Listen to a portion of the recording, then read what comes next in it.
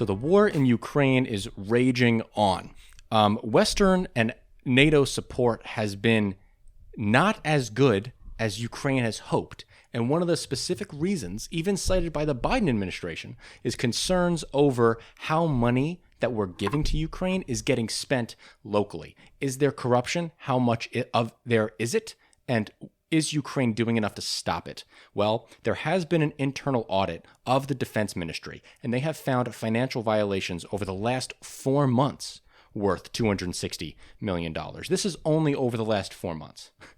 And there's $260 million worth of financial violations. That's brutal. Now, the defense minister has vowed that the authorities will respond harshly to all cases. He vows to arrest all the people involved, and he says that arrests will become much more common and widely reported on. He wants to make it specifically clear to the West, to the EU, to NATO, that they are not taking this lightly, that they take corruption seriously, and that they're going to take it head on. Now, this is coming against a defense minister who was Alexei Reznikov.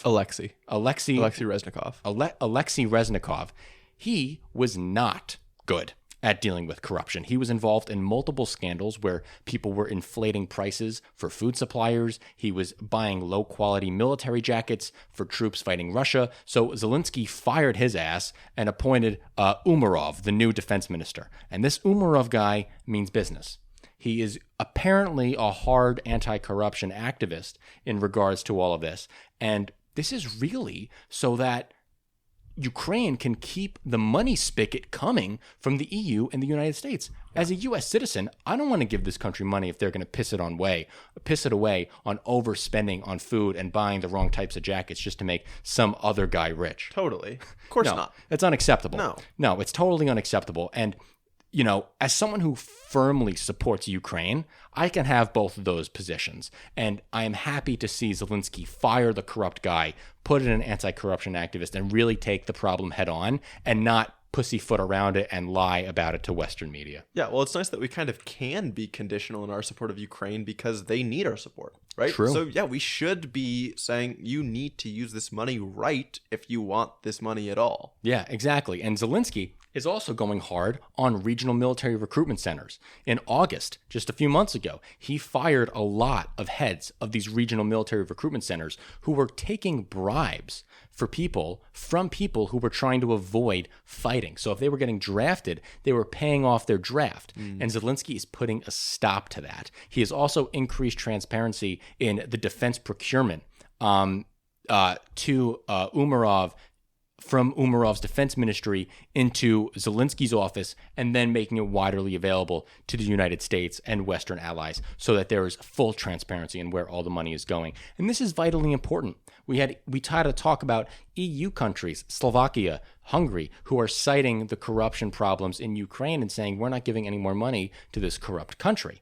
It's also stopping Ukraine from joining NATO and joining the European Union. The European Union has corruption standards. NATO has corruption standards. And NATO has a bunch of other standards too, like talking about how weapons are delivered and how troops are being trained. Well, Ukraine is already in the process of abiding by those corruption standards, or at least moving in that direction, and going to NATO Operation Protocol so that when the time comes, they can get in there and join when ready. Yeah. Yeah, they just need to do this to show credibility. Like, the West wants to help and they want to bring Ukraine into their institutions, but the West isn't willing to degrade their own credibility on Ukraine's account yet, even though they do want to stand up to Russia. Yeah, we want to get Ukraine into our institutions, but we're not going to let our institutions suffer because of it. Exactly. And so I'm really glad Zelensky is taking this head on. It's a positive step. If you have concerns about Ukraine funding, this step from Zelensky should make you more happy about it. Totally. And should bring you a peace of mind. Yeah, I mean, this is how you progress. Right? Definitely.